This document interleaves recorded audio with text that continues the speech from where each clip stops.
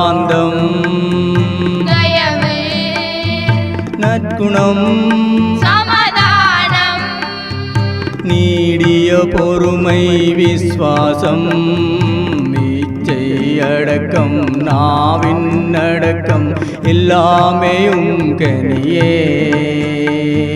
செடியாம் இயேசுவின் மடியில் கொடியாய் நிலையாய் இணைத்திடுமே. அன்பு சந்தோஷம் சாந்தம் தயவு நற்குணம் சமாதானம் நீடிய பொறுமை விசுவாசம் இச்சை அடக்கம் நாவின் அடக்கம் எல்லாமே கனியே. சுடியாம் இயேசுவின் மடியில் கொடியாய் நிலையாய் இணைத்திடுமே.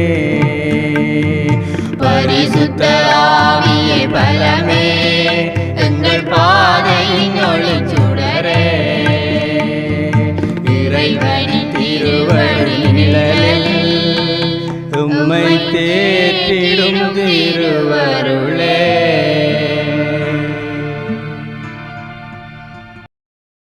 கர்த்தருக்குள் அன்பானவர்களே, அனுதினமும் கிறிஸ்துவுடன் தியான வேளைக்கு உங்களை அன்புடன் அழைக்கிறோம்.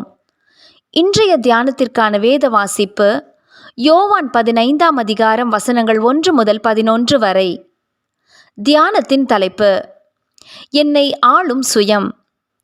நீங்கள் மிகுந்த கனிகளை கொடுப்பதினால் என் பிதா மகிமைப்படுவார், எனக்கும் சீஷராய் இருப்பீர்கள். யோவான் 15ஆம் அதிகாரம் வசனம் 8. சாவா வாழ்வா என்ற சோதனையை ஆண்டவரே முகமுகமாய் சந்தித்தாரெனில் நாம் அவருடைய சீஷர்கள் என்றால் நாமும் அப்படிப்பட்ட சூழ்நிலைகளை சந்திக்கத்தான் வேண்டி வரும். அப்போது நாம் எதை தெரிந்தெடுக்க முன்வருவோம் என்பதே கேள்வி. சாவு என்பது அழிவுக்கு அல்ல, உண்மையில் சாவு வாழ்வதற்கே. வாழும்போது சாவதற்கு பயப்படுகிறவன் சாக பயப்படுகிற கோதுமை மணி போலவே இருப்பான். சாக்கிலே கட்டப்பட்டிருந்த கோதுமை மணிகள் விதைக்கப்படும் போது ஒன்று மட்டும் நான் மாட்டேன் என்று தனித்திருந்தால் அதனால் என்ன பலன்? சாவிலே தான் வாழ்வுண்டு என்ற மகத்தான இரகசியத்தை அறியாத கோதுமை மணிகளாக அநேகர் இன்னும் கிறிஸ்தவர்களாக வாழ்ந்து கொண்டுதான் இருக்கிறோம். தேவன் ஏன் நம்மிடம் இத்தனை பெரிய காரியங்களை செய்யும்படி கேட்டு கொடுமைப்படுத்துகிறார்?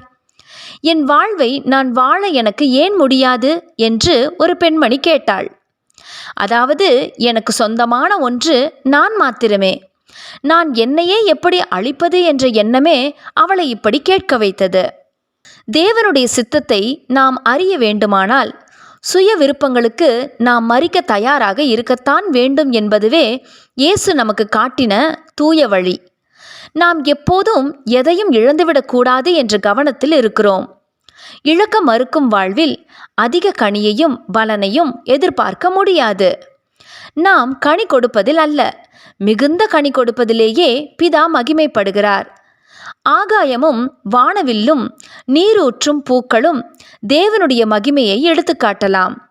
ஆனால் நம்முடைய தேவன் மகிமைப்படுவது நம்மில்தான். அவர் நம்மில் மகிமைப்பட வேண்டுமானால் நாம் மிகுந்த பலனை கொடுக்க வேண்டும். மிகுந்த பலன் கொடுக்க வேண்டுமானால் நாமும் நமது சுயமும் மாள வேண்டும்.